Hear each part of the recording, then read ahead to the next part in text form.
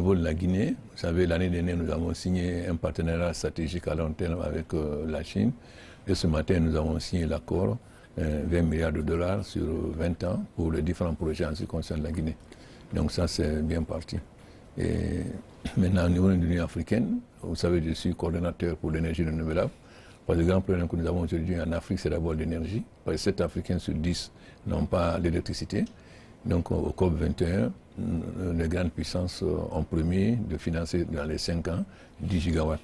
Et nous nous félicitons de la position de la Chine à travers le président Xi Jinping, qui non seulement soutient le COP 21, mais devient presque le leader pour l'application du COP 21 quand on sait les conséquences du changement climatique sur nos pays.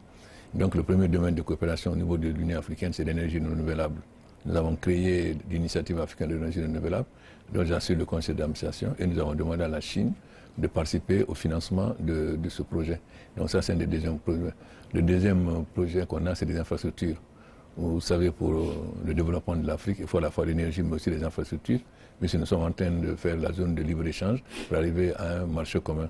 Mais si vous avez un marché commun, vous n'avez pas de route de chemin de fer, comment vous pouvez commercer entre vous? Donc les principaux que nous allons présenter à la Chine, ça concerne l'énergie renouvelable et les infrastructures, c'est-à-dire les chemins de fer et les routes.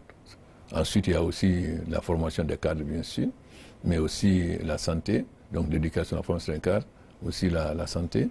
Et au niveau de l'éducation, c'est surtout sur la maîtrise des nouvelles technologies, parce que la Chine a une très grande expérience dans ces domaines-là. Donc voilà un peu les domaines sur lesquels nous allons coopérer.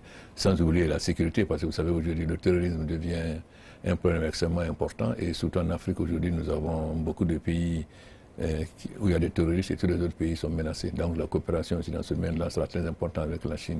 Nous nous félicitons donc de l'engagement du président Xi Jinping et surtout du leadership de la Chine dans tous ces domaines-là. Et il nous a invités associés aux BRICS, ce qui est un très grand teneur. Ça montre que le président veut que les BRICS travaillent vraiment avec les pays en voie de développement, puisque la Chine même a été un pays semi-féodal et semi-colonial. Il nous a dit ce matin qu'ils ont souffert de l'impérialisme et de la domination, ils comprennent mieux nos positions. Et la politique de la Chine, c'est une coopération sans ingérence dans les affaires étrangères, dans les affaires intérieures des autres pays aussi, et respect de la souveraineté de chaque pays.